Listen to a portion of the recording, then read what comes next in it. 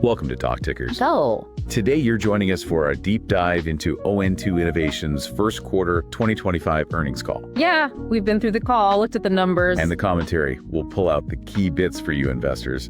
Yeah. So let's jump right in. Okay, so On to Innovation, they had a really strong first quarter. Record revenue, I saw. Record revenue, yeah. $267 million. Wow. And earnings per share also saw significant growth, up 28% year over year. And that hit the high end of their guided. Hit the high end, exactly. They also pulled in pretty healthy operating cash flow, $92 million. Okay. And margin. Gross margin was solid at 55%. Good numbers. What about the outlook for Q2? So for the second quarter, the guidance is revenue between $240 and $260 million. Okay. A slight step down from the record Q1. Right. And an EPS target of $1.21 to $1.35. Okay. So record revenue, solid EPS jump, decent guidance. Let's unpack what was driving that Q1 strength. Sure. So the main drivers were really expansions in advanced nodes. That's both logic and memory. Right. And also advanced packaging. A lot of this growth is, it's being pushed by the demand for AI compute engines. AI again. AI again, yeah. And the build out of cloud and enterprise server infrastructure, that's where the demand is coming from. Makes sense. Now, something impacting, almost everyone in manufacturing, tariffs. How's that playing out for ON2? Yeah, that's definitely a factor. Tariffs on U.S.-made goods are creating a headwind for them. Because they manufacture a lot in the U.S. A significant portion, yes. So they're seeing higher inbound costs because of current tariffs. Okay. And there's also the potential worry about retaliatory export tariffs. Adds another layer of risk. So what are they doing about it? I mean, how do you navigate that? Well, their plan is to accelerate setting up manufacturing over in Asia. Shifting production. Exactly. They expect initial shipments from those new Asian facilities in the second half of 2025. Okay, so not immediate, but soon. Right.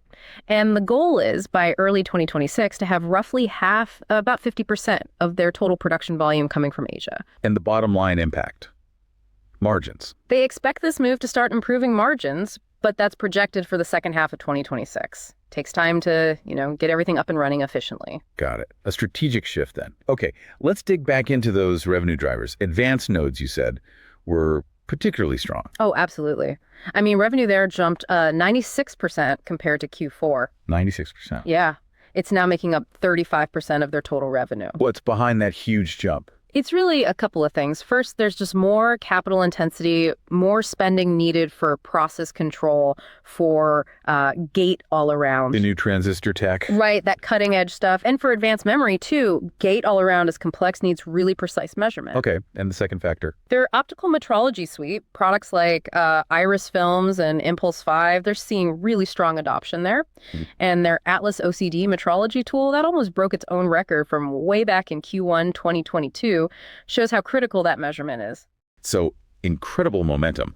But I think I read there might be a bit of a slowdown coming near term. Yes, that's right. They do expect a moderate decline in advanced node revenue in Q2. Why is that?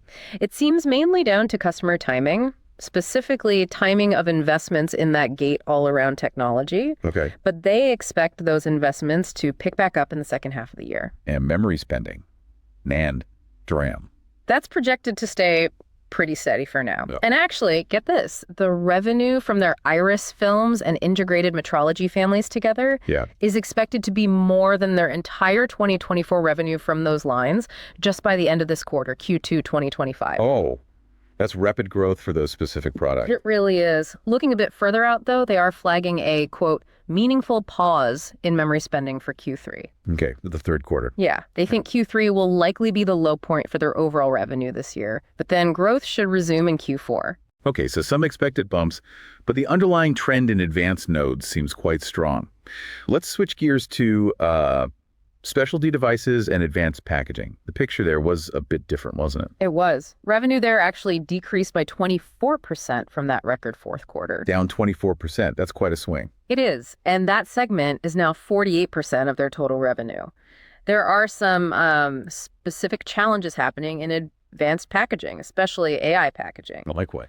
Well, customers are really feeling the pressure to improve factory yield and, cycle times, get things through faster and with fewer defects. And that means they need better tools. Exactly. Higher throughput, more sensitive 2D inspection. And is ON2 keeping up with that demand? Well, they mentioned they doubled the performance of their existing inspection tools. Okay. But even that wasn't quite enough for all the new requirements coming through in 2.5D packaging. That's key for AI, right? Right. So what's the plan? They're accelerating development of a totally new inspection platform, significantly better sensitivity, higher performance. A new product line, basically. Essentially, yeah.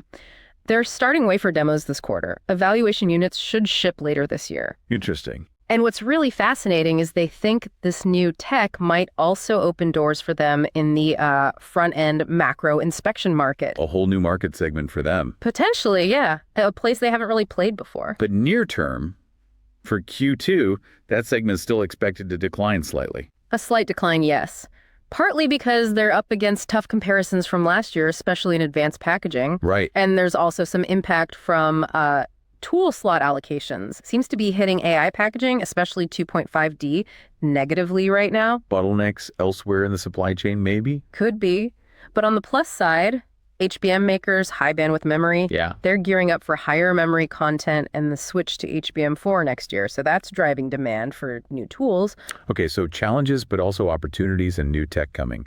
What about 3D interconnects? That's another future growth area, right? It is. And they reported steady progress there, getting their 3DI tech qualified. Any specifics? Yeah, their 3DI bump metrology got selected by 2 more OSATs, the outsourced assembly and test guys. Okay, good sign. And they shipped more EVIL units to leading memory makers. Their EchoSkin system, that's for finding voids in hybrid bonding. Crucial for 3D stacking. Exactly. That's showing promising results at a big tier 1 customer. Nice. And their tools for looking at subsurface defects for 2.5D and hybrid bonding, they're gaining traction too, even finding new customers in MEMS and power applications. So progress across the board there. Any hurdles? They did mention some ongoing work on the long-term stability of one tool, the Iris G2, which is part of that 3DI effort.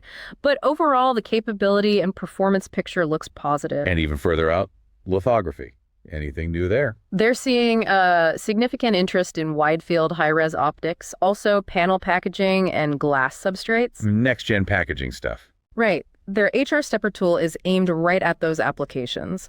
But they cautioned that volume production there is probably still like 2 years away. Okay, so longer-term potential.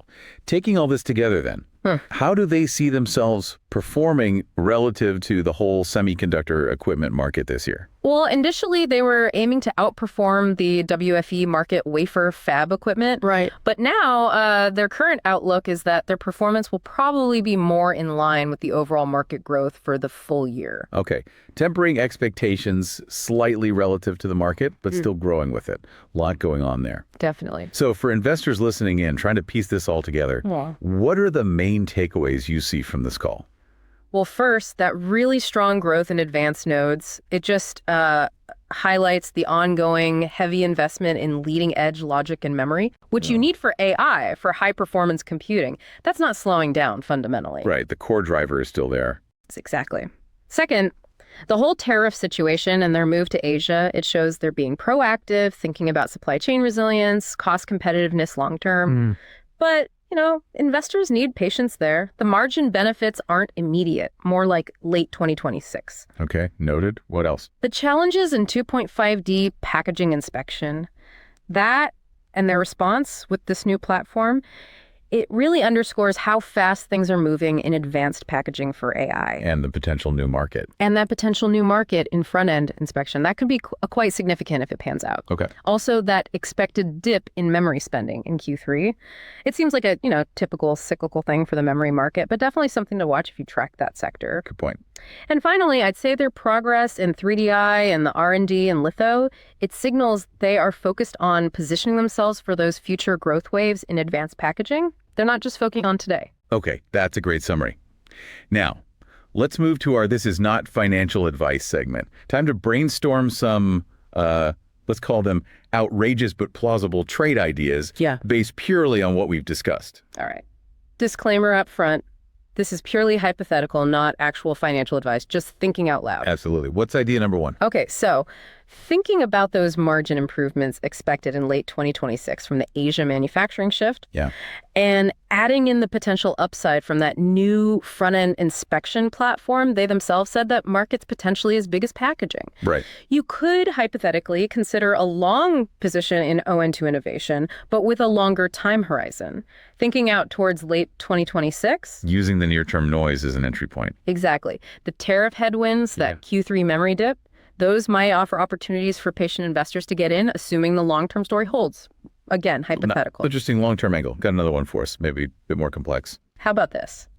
Building on that comment about a major competitor, unnamed, of course, who currently has a stronger position in 2.5D inspection. Mm-hmm. You could think about a relative value or pairs trade, long ON2 innovation, Okay. balanced with a short position in that competitor. What's the logic there? Their rationale would be that ON2's new, presumably higher performing inspection platform could start to eat into that competitor's market share over time.